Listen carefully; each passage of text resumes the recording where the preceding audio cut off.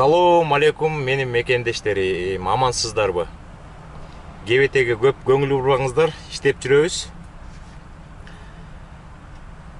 Машка экөөбүз кайрадан сиздерди тажатып, видео тарталы деп чечтик. Каналдын катталуучулары 1100 болдук, Кудай буйруса. Шүгүр, акырындан көбөйүп жатабыз. Анан көп катталуучулар арасынан айланып келип эле кайра трактор жөнүндө, трак жумушу боюнча көптөгөн суроолор келип түшүп жатат. Менин 1-2 видеом бар, трак жумушу жөнүндө айтып бергем. Бүгүн дагы трак жумушу боюнча бир кененирээк башынан аягына чейин айтканга аракет кылайын, достор. Трак жумушу негизинен эмнеден башталат? Тракта иштейм деген киши ойлонуп көрүш керек. 2 жумага кетем, 3 жумага кетем, же 1 жумага кетем, ошого макул болуш керек. Үй бүлөсү макул болуш керек, үй бүлө менен келсе. Андан кийин даярдана башташ керек. Даярданганда мен өткөндө айткандай, трактын экзамендерин тапшырыш үчүн бир 500гө жакын суроого даярданыш керек. Кээ бирөөнүн памяти күчтүү болот, кээ бирөөнүн англис тили жакшы, кээ бирөөнүн англис тили начар. Мен трака даярданганда англис тилим өтө начар болчу. Ошентип 500 суроого даярдангандан кийин сиздер ДМВга барасыздар. DMV деп коет, бул Америкада ГАИ. Ошол жака барып, мен трака тапшырайын дедим эле деп компьютер менен экзамен тапшырасыздар. Бул жакта ооз-эки эч ким сурабайт, коркунучтун эчтеке кереги жок. Трака экзамен тапшырганда 3 түрлүү экзамен тапшырасыңар. 2 түрүнүн суроолору азыраак болот. General деген бөлүгүнүн бул главный жери суроолору абдан көп болот. Силер 1 күндө тапшырсаңыздар болот, 2 күндө тапшырсаңыздар болот, 1 жумада, 1 айда айырмасы жок. DMVге барып экзамен тапшырганда, ар бир экзаменге барганда компьютерге отурардын астында $5 төлөп турасыздар. Ал күнү тапшыра албай калсаңыз, эртеси күнү тапшырсаңыз болот. Эртеси күнү тапшыра албай калсаңыз, 1 жумадан кийин тапшырсаңыз болот. 1 жумадан кийин тапшыра албасаңыз, 1 айдан кийин тапшырсаңыз болот. Барган сайын эле $5 төлөп туруш керек. Ошентип, экзамендердин бүт баарын тапшырып бүткөндөн кийин сиздерге атайын кагаз берет DMV. Аны алып алып, атайын школго барасыздар. Трак үйрөткөн школго барасыздар. Аяктан ар кандай курстар болот. Кыска курстар болот, анан вождение. Сиздерге машинаны айдаганды ошол жактан үйрөтүш керек негизи. Бирок школдордун ар кандай түрлөрү бар, көп школдор начар үйрөтөт. Ошон үчүн колдон келсе тааныштар менен трип деп коет мияка. 1 жумалык, 2 жумалык жолдорго чыгыш керек. Анан ошол жерде мектеп, трак мектеби сиздерге road тест деп коет. Ошол вождение боюнча экзаменге очередь алып коет. Очередь алып, ошого чейин даярданыш керек дагы. Ошол күн келгенде сиздер ошо школанын бир опытный водителин алып экзаменге чогуу сиздер барасыздар. Трейлер менен, трак менен барасыздар. Баргандан кийин аяктан инструктор сиздерди айдатат. Чоң жолго чыгарат, кичинекей жолдорго чыгарат, светофорлорго апарат. Анан параллель паркинг жасатат. Кээ бир жерлерде, кээ бир штаттарда трактын ичин моторду капотту ачтырбайт. А кээ бир штаттарда капотту ачып, анан ошол жакта болгон нерселерди айтып бересиңер. Сыртынан баштап фарасы мындай болуш керек, терезе жуугуч мындай болуш керек, миякта болсо амортизатор бар, миякта тиги бар, бул бар деп трактын башынан баштап эң трейлердин аягына чейин бүт полностью айтып беришиңиздер керек. Ошентип экзаменди тапшырсаңыздар, тапшырдыңыздар, тапшыра албай калсаңыздар, кайра башынан процесс башталат. Роуд тестке кайра сиздерди очередке коет да, ошол 1 ай болобу, 2 жума болобу, ошону сиздер күтүшүңүздөр керек. Эгер экзаменди жакшы тапшырып калсаңыздар, сиздерге атайын кагаз берет.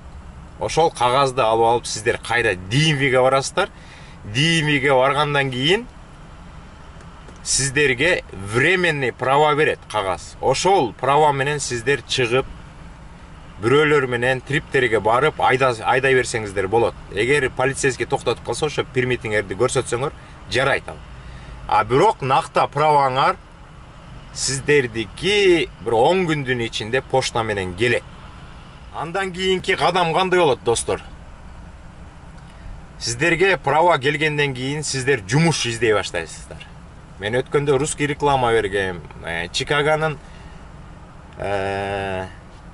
Telegram каналын бердим.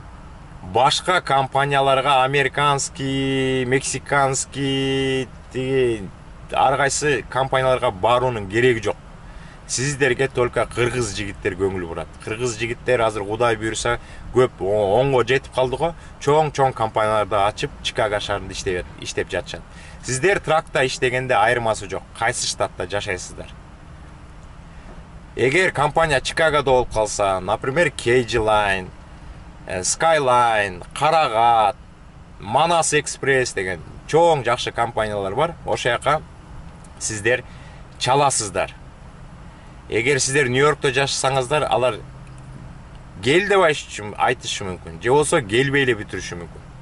Телефон менен эле сүйлөшүп, SMS аркылуу, WhatsApp аркылуу данныйларды жиберип,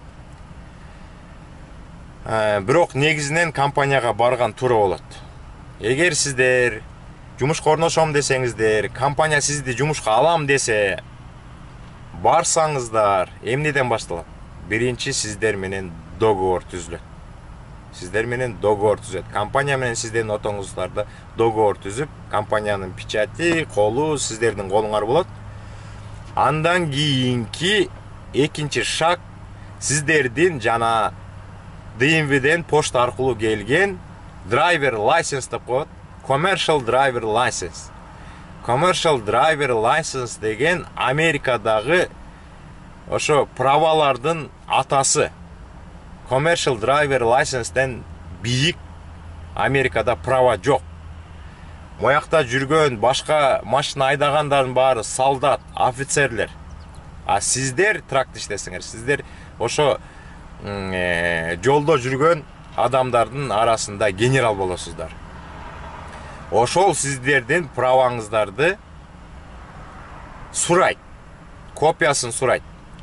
Ошо копияны берсеңиздер, компания иншуренсный компания менен жиберип сиздерге иншуренске отургуш керек. Иншуренс деген эмне? Иншуренс деген көптөгөн компаниялар ошо драйвер жумушка кириш үчүн иншуренске уруксат берет. Иншуренси жок, сиздер жумушка иштей албайсыздар. Алар драйверлерди карашат. Опуту кандай экен? Аксидент жок бекен? Мурда авария кылган жок бекен? Таза бекен? Деп. Жаңыларды дагы алгысы келбейт. Анткени новичоксуңар, ишеним азыраак болот. Ошентип бир иншуренсный компания табат. Ана сиздерге одобрение болгондон кийин үчүнчү шаг сиздерди драг-тест деген жерге жиберет. Драг-тест деген нерсе бул наркотикке текшерет. Американын закондору абдан күчтүү. Сиздер тракта иштегенде определенный жылдары, же 1 жылда, же 2 жылда бир жолу наркотикке анализ тапшырып турасыздар. Драг-тестти бүт компания чечет. Компания ошол клиникага сүйлөшүп, сиздерге appointment деп коет. Appointment деген баягы кайсы убакта барарыңыздарды тактап, appointment назначать этип, ошол жака сиздерди жиберет. Сиздердин данныйыңыздардын бүт баарын ошол жака онлайн аркылуу жиберип коет. Айткан күнү сиздер барышыңыздар керек клиникага. Барганда аяктан мача, зараны тапшырып, ошол жактан анализ алат дагы сиздерге кагазын берет. Бир экземплярын берет, что анализ тапшырды деп. Ошол анализди, кагазын сиздер бүктөп туруп өзүңүздөрдүн жаныңыздарга салып койушуңуздар керек. Кийин жолдон полицейскилер токтошуп сурап калышы мүмкүн, драг-тест өттүң беле деп. Анан определенный убакыттан кийин 3 күнбү 4 күндөн кийин ошо анализдин результаты компанияга келет. Компанияда болот ошо результат. Эгер кийин бир жерден ар кандай жумуштар менен полицейский ошо анализди сураса, силер компанияга чалсаңар, компания силерге интернет аркылуу жиберип коет, сиздер көрсөтүп коесуздар. Эмнеге текшерет? Анткени мен жана айткандай, сиздер генералсыздар. Жолдо башка майда чүйдө машиналарды текшербейт. Только ошо commercial driver license'дин ээсин текшерип турат. Анткени сиздерде ответственность көп. Сиздер кичинекей машина айдаган жоксуздар. 5 метр, 6 метр машина айдаган жоксуздар. Сиздер 25 метр узун сорокатонник машина айдап атасыздар. Жолго чыкканда сак болуш керек. Анан болбойт да. Наркотиктен чегип алып айдаганда ар кандай авариялар болушу мүмкүн. Ошон үчүн текшерип турат. Наркотик чеккен киши жумушка кире албайт. Принимать эткен. Ошон үчүн ден соолукту жакшылап карап, өзүңүздөргө көңүл бурушуңуздар керек. Жаман иштерге барбашыңыздар керек. Андан кийинки 4-чү шаг, ар бир трак драйвердин чөнтөгүндө же папкасында медицинский справка болуш керек. Сиздер 2 жылда бир медицинский осмотрдан өтүп турасыздар. Барганда мен деген көбүнчөсү ушул убакытка чейин Брайтан Биштин жанында, жана Ташкент деген супермаркеттин маңдайында, 2-нчи этажда клиника бар орустардын. Ошол жерден өтүп келем. Меники дагы срогу бүтүп бартат. Мен дагы ошо эмки жолу 18 сентябрда барганда драг тестти өтүшүм керек. Драг тест дейм да, медицинский осмотрду. Ошол медицинский осмотр 2 жылга берилет дагы. Сиздер клиникага барганда определенный 65 биле ушундай сумма төлөйсүздөр. Сиздердин көзүңөрдү текшерет, сиздердин слухаңарды текшерет. Силерден анализ алат, кандын анализ алат, мачанын анализ алат, наркотика да текшерет, бүт баарын текшерип, ошол жерден эле осмотр бүткөндөн кийин сиздерге справканы колго карматат. Ошол справка 2 жылга жарайт. Аны дагы сиздер жаныңыздарга алып жүрүшүңүздөр керек. Wait stationден же полицейскилер кетип бартсаңыздар деле жолдон токтотуп полный проверка жасап коюшу мүмкүн. Проверкалардын да түрлөрү болот. Level деп коет, уровеньдер болот. 1-чи, 2-чи, 3-чү, 4-чү деген левелдер болот. Жеңил болсо жакшы. Жана wait stationден көбүнчөсү гараждарга киргизип алып, дейт астынан бери бүт мотор, сатор, дөңгөлөктүн размерлеринен бери, жана шинанын бийиктиги, амортизаторлоруңар иштейби, ошолордун бүт баарын, фара, сара, поворотник, суу барбы, жанагы терезе тазалагычта, терезе тазалагычтар иштейби, бүт баарын текшерет.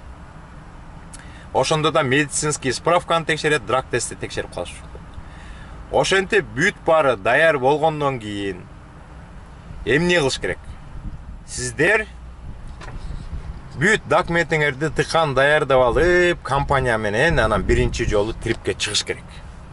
Трипке чыкканда сиздер эч жакта иштебесеңиздер, опыт жок болсо, Америка аябай чоң болсо, бир башынан 2-чи башына 2700-2800 майл болсо, 50 штат болсо, адашып кетесиздер. Ошон үчүн бир опытный трак драйвер менен ученик болуп, жанында жок дегенде 1 ай иштешиңиздер керек. 1 ай иштеген учурда сиздерге опытный водитель полностью көрсөтөт.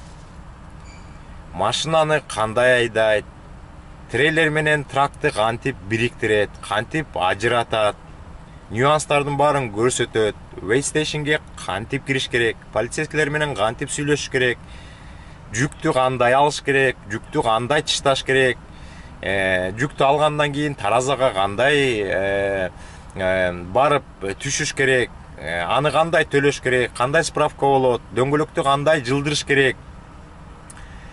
Нюанстары абдан көп. Солярканы кандай куюш керек, карточканы кандай колдонуш керек, ичине кирип кандай төлөш керек, душту кантип принимать этиш керек, карточканы кантип колдоносуңар, эгер солярка куйган сайын сиздердин атайын бир карточка болот. Ошол жака сиздерге анча мынча акча түшүп турат. Ошону кандай колдоносуздар? Ошо душуңар бесплатно болот, ошо менен кофеңер бесплатно болот дегендей. Нюанстары абдан көп. Андан кийин абдан чоң иш бул эшикке коюш. Азыр мен сиздерге көрсөтөйүн. Мына трактын узундугун мен сиздерге бир видеодо көрсөткөм. Бул кичинекей машина эмес. 25 метр. Көп жерде мондай полоска болот. Эки жагында док деп коебуз дейт, эшик. Ошо доктун эки жагында мондай сапсары болгон эки полоска болот. Кээ бир жерлерде жок болот. Ошондо жок болгондо ориентировка бузулат. Утур астыга жылдырып, утур артка берип, утур астыга жылдырып, кыйшык болуп калып, кайра эметип, түздөп. Ошондой ушул жумуш абдан оор, ушуну абдан жакшы үйрөнүшүңөр керек. Ошондо көп бир жерди сүзүп алышат, көп жерди туура эмес айдап алышат. Чоң жерлер болот, кыска жерлер болот. Мына мондай болот да. Моякта эшик мияктан бүтөт, тияктан бүтөт, ушул жерге түп-түз алып келип коюшуңар керек. Могул кээ бир жерлерде мондай болот да, анан бул кысып калат, трактты кой бербейт, трейлерди кой бербейт. Анан койгондон кийин кызыл свет күйүп калат. Жүктөп бүткөндө жашыл свет күйөт. Мына мени жүктөп бүтүштү, жашыл светти берди. Мен азыр документтерди алып жолго чыгышым керек, достор. Ошондой, анан жолдо биз кооз нерселерди көрсөтөт атпайбызбы? Көп нерселер болот, достор. Дөңгөлөктөр жарылат. Дөңгөлөктөр жарылат. Ар кандай проблема болот. Радиатордан антифриз агып калат. Ходовойлор бузулушу мүмкүн. Бул деген терезе тазалагычтын суусу түгөнүп калышы мүмкүн. Терезе тазалагычтын жанагы тазалай турган жанагы резинкасын алмаштырыш керек болуп калат. Фара иштебей калат. Поворотниктер иштебей калышы мүмкүн. Ошолордун бүт баарын жакшылап караш керек, трак айтканда. Анан мен дагы машка анча мынча ооруп калды акыркы күндөр. Ошо запчастьтарын алмаштырдым өзүм эле. Бул эки бакта, ошол могу бактан бензин полный. Азыр ачып көрсөтсөм сиздерге. Бактан бензин кетпей атат. Полный. Көрдүңүздөрбү? Полный. Аркы багым жарымынан калды. Бир бактан экинчи бакка бензин кетпей атат. Ошону да оңдотушум керек. Ушинтип майда чүйдө нерселер чыга берет.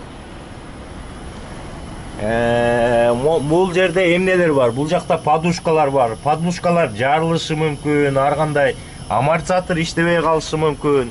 Буякта брейк чембер деп коет. Бул воздух кой берип калышы мүмкүн.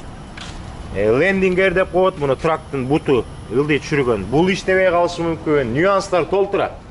Андан кийин күзгүлөр болот мына. Буякта 2 күзгү болот. Бул жакта 1 күзгү, 3 күзгү, ар жагында 3 күзгү, 6 күзгү, лобойду карайсыңар, 7. Ошентип атынан алаңдап бүтөсүздөр. Мен дагы акыркы 6 жыл болду алаңдап калдым. Кетип баратканда эле тиги күзгүнө карайсың, бул күзгүнө карайсың, тиги күзгүнө карайсың, бул күзгүнө карайсың, ылдый кылсын карайсың, тигине карайсың, астыда күзгүнө карайсың. Анча мынча эле бир секунда көзүң карабай калса күзгүнө көп акциденттер ошондон болот. Ошон үчүн баш кыймылдап туруш керек. Ошон үчүн баш кыймылдап, көз кыймылдап көнүп калат. Достор, андан кийин компанияга орношкондон кийин башында трак драйвер болуп иштейсиздер. Расходуңар эчтеке жок болот. Айда дейт, айдайсыздар, ошого зарплата аласыздар. Кийин тракты рентке аласыздар. Бүт расходтун бүт баары мойнуңуздарга илинет, солярканды өзүңүздөр коясыздар, өзүңүздөр оңдотосуздар, трак бузулса. Баарын өзүңүздөр кыласыздар, бирок гросстун бүт баарын, түшкөн акчанын баарын сиздер өзүңүздөр аласыңар дагы. Компания 10, 11, 12% кармап калат ошол суммада. Анда силер көбүрөөк таап каласыңар. Андан кийин компания менен сүйлөшүп, же болсо башка жерден трак сатып алсаңыздар болот. Трейлер мен сатып алгам, бирок трейлерди көбүнчөсү сатып алышпайт. Траңар эле болсо болду. Компания трейлердин арендасы аз эле да. Меники өзүмдүкү эмес болсо $180 төлөмөкмүн жумасына. Өзүмдүкү болгон үчүн эчтеке төлөбөйм. Ошондой трактын ренти жумасына 1100 тегерегинде болот. Трейлердик болсо 180 драйвен, где-то 300 тегерегинде холодильник болот да, холодильник трейлер. Андан кийин мен сиздерге эмнени көрсөтөйүн дегем. Мага суроо түштү, лоутбук менен иштейсиздерби деп. Ооба, лоутбук менен иштейбиз. Азыр мен сиздерге лоутбук көрсөтөйүн. Мына лоутбук. Бизди контролдоп турган лоутбук бул. Ушул эле кичинекей нерсе бизди контролдоп турат.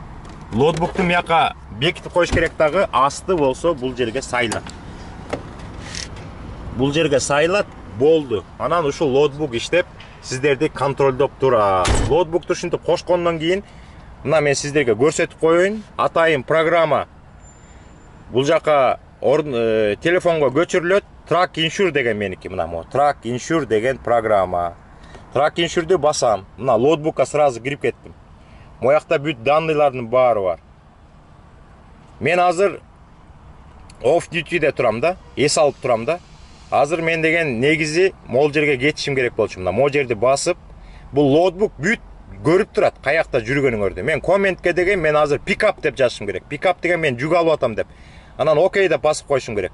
Анан могул жерге киргизишим керек, данныйлардын баарын киргизишим керек. Могул жерге мен ала турган жүктүн номерин киргизишим керек, пикап номерди. From дейт, to дейт. From каяктан? Мен азыр Индианадамын. Индиананын адресин киргизишим керек, жүк алып аткан. Анан апара турган Нью-Йорктун адресин киргизишим керек. Анан киргизип койсом, памятине кирип калат. Анан могул бул жака жылып калат. Анан силер деген машинаны айдаганда эле 5 майлдан кийин автоматически бул айдоо драйвка кошулуп калат. Сиз эч качан жылдыра албайсыздар анычы. Өзү эле автоматически силер машина жылганда эле, трак жылганда кошулуп калат бул драйвка. А уйкуга кеткенде сиздер уйкуну басып, мына уйкуну басып туруп, мояка комментарияга sleep деп жазып коесуздар, сейв кылып койсоңуздар, ошол жака кетип калат. Уйкуга кетип калат. Азыр мен сиздерге түшүндүрүп берем. Азыр меники деген мына убактым деген 4 саат 20 мүнөт эле калды. 9 саат 39 мүнөт айдашым керек болчу, бирок меники деген 14 саат общий кетип калды. 4 саат 20 мүнөттөн кийин мен уктаганга кетишим керек негизинен. Лоутбук деген кандай? Лоутбук сиздерди контролдоп турат. Сиздерге бир жумада 70 саат рабочий время берилет. Жумушка. Ошо бир жумага берилген 70 саатта күн сайын сиздер 11 саат айдай аласыздар тракты. Калган 3 саат, общий 14 саат берилет күнүгө. Ошонун 11 саатын айдай аласыз. 3 саат болсо ушундай жүк алганга, жүктү тапшырганга, бензин куйганга, wait station киргенде, полицейскилер сиздер токтотуп калса, ар кандай жумуштарга ошо 3 саат берилет. Абдан аз. Ошол 3 саатты жок дегенде 5-6 саат кылып койгондо бизге сонун болмок. 14 саат общий. Анан ушу мен азыр жүк алам деп 4 сааттан бери турам. Убактым баары кетип калды. Жүк тапшырганда кетип калды. Ошентип мен азыр 9 саат 39 мүнөт айдашым керек болчу. Бирок общий 14 саатта меники 4 саат 19 эле мүнөт калды. 4 саат 19 мүнөттөн кийин мен уйкуга кетишим керек. Анан бул жерде лоутбуктун могул жеринин бүт баары жазылып турат. Мына могул жердечи менин жолум, мына бүгүнкү иштегеним. Sleep дейт мына. Уктадым. Анан моякта жазылат. PTI кылдым. PTI деген уктап тургандан кийин тракты 15 мүнөт сиздер PTI кылып текшеришиңиздер керек. Обязательно ошо PTI-га кетишиңиздер керек. Бул жактан бүт баарын көрсө болот, мына күндөрдү көрсө артка жылдырсаңыздар болот. Мен Нью-Йоркто 4-5 күн жүрүп келгенден кийин мына off duty'де. Андан кийин мына биринчи күн иштедим, экинчи күн иштедим, үчүнчү күн иштедим, төртүнчү күн иштеп атам азыр. Андан кийин 70 саатыңар бүтүп калгандан кийин сиздер айдай албайсыздар. Пока 34 саат off duty'ге барып, 34 саат эс алгандан кийин бул лоутбук бүт баарын санап туруп анан кайра сиздерге жаңы сменаны ачат 70 саат. Ошон үчүн ноутбук сиздерди контролдойт, силерди көп айдабасын дейт, убактысы менен айдасын дейт, уктап калбасын, аварияга түшүп калбасын деп, бунда жакшы жактары көп ноутбук менен. Анан анча-мынча өзүбүздүн нюанстарыбыз бар. Эми аны тракта иштегенде келип көрөсүздөр ноутбук боюнча. Мияктан айтып кереги жок, өзүбүздүккө ылайык нюанстар бар. Ошондой достор. Анан деген мен деген ноутбукту бүттүкпү, ноутбук менен кичине түшүнүк пайда болду. Анан мен деген 2 телефон колдоном негизи. 2 телефон колдоном. Мына бул телефон колдоном. Трак драйверге 2 телефон жакшы. Анан экинчи телефон колдоном. Анан GPS колдоном. Назыр мен адрести киргизип койдум бара турган жакты. 570 майл дейт. 570 майл 9 саат айдашым керек. Түнкү саат 3:45-те жетесиң дейт. А мен болсо 4 сааттан кийин укташым керек. 10 саатка. Бирок мен убактым көп. Анан мияка данныйларын киргизесиңер, GPS менен кийин үйрөнөсүздөр. Мияка басып койсоңуздар жолдун баарын көрсөтөт. Көрдүңүздөрбү? Жолдун баарын көрсөтүп атат. Менин трагым каякта турат. Мен кандай жол менен барып жүк таштаган жерге жетем. Мен Нью-Йоркко бартам. Азыр Индианадамын. Бул Огайо, бул Пенсильвания. Мен Индианадан чыгып алып Огайога киришим керек. Огайо менен өстү жагы менен барып туруп анан Пенсильваниянын кичине бир участогун өтүп, андан кийин Нью-Йоркко кирип, жана Ниагара деген могул жерде Канада менен, бул үстү Канада. Ошо Канада менен кесилишкен жери. Ошо Ниагаранын жанынан өтүп, Ниагарский водопадтын. Анан Нью-Йоркко бул жерге барам. Муну чоңойтсоңуздар болот, кичирейтсеңиздер болот ноутбукту. Мына мен деген кайсыл жерге барам, азыр мен сиздерге көрсөтөм мына.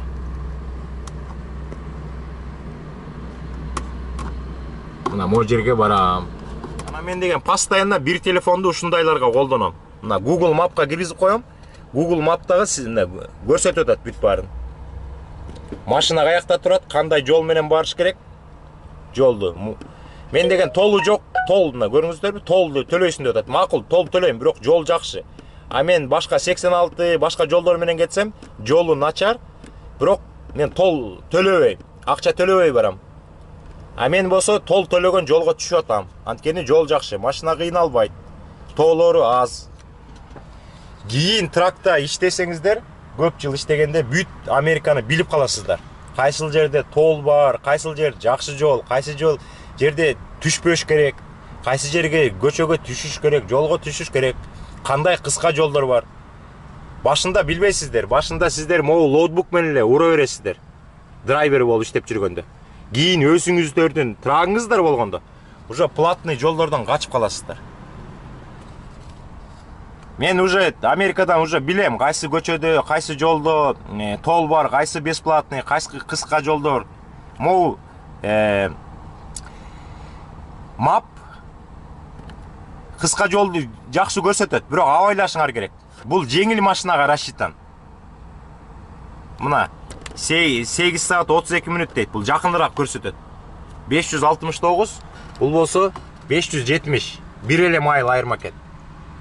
Бирок бул жеңил машинага рассчитан, бул болсо тракка рассчитан. Көрдүңөрбү? Трактын сүрөтү турат. Муну менен жүрүшүңөр керек. GPS менен жүрүшүңөр керек. Анткени деген Америкада көпүрөлөр бар. Мап болсо жеңил машинага рассчитан жолду көрсөтүп коет.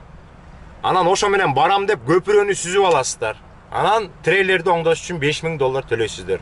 Ошон үчүн колдон келсе дайыма могу GPS деген нерсени колдонушуңуздар керек. Меники кичинекей. Меники ушу Garmin деген GPS алышыңар керек. Мына Garmin деп жазылып турат. Garmin'ди менде чоңу бар, ошо абдан сонун $500. Бул болсо $300. Ошо Garmin аябай сиздерге чоң көрсөтөт.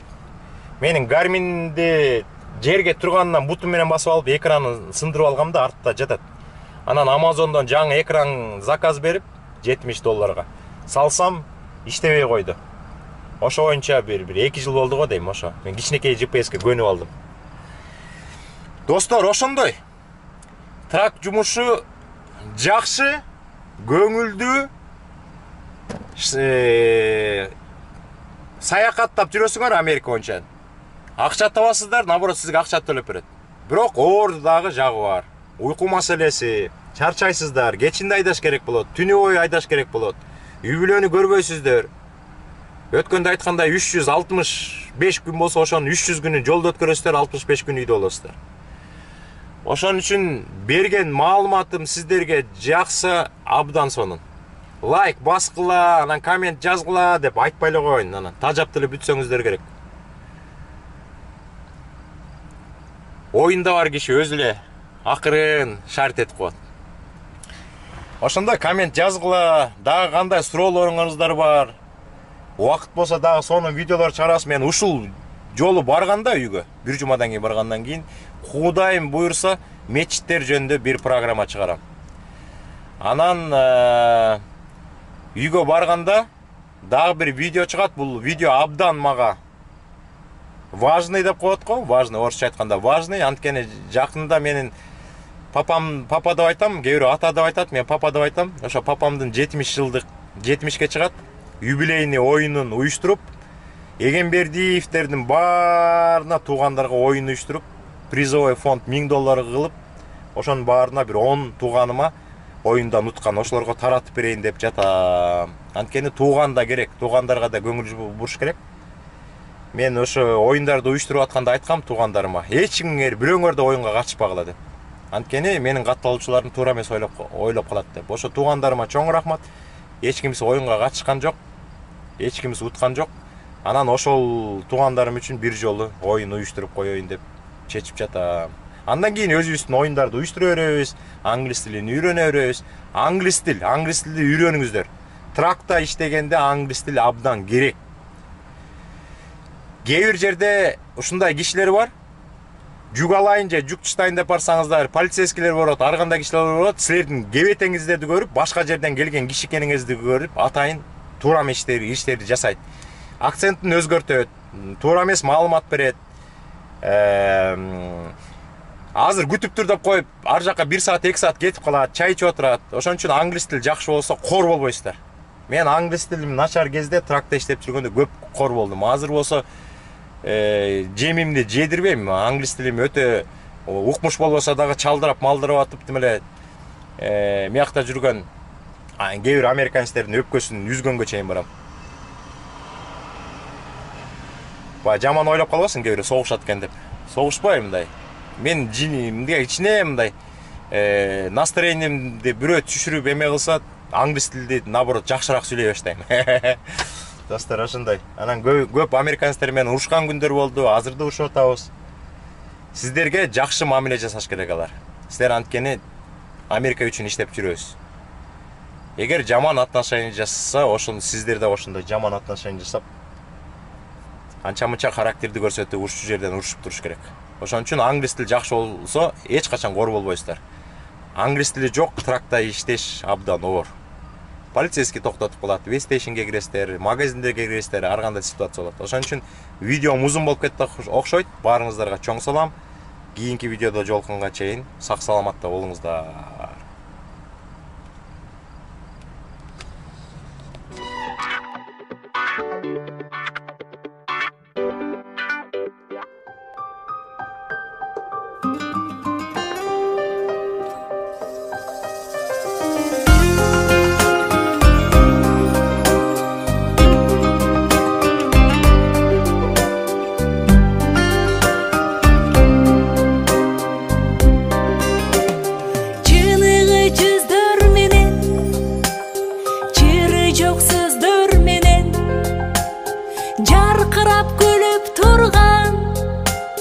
Жайнаган көздөр менен жолуксак кандай жакшы.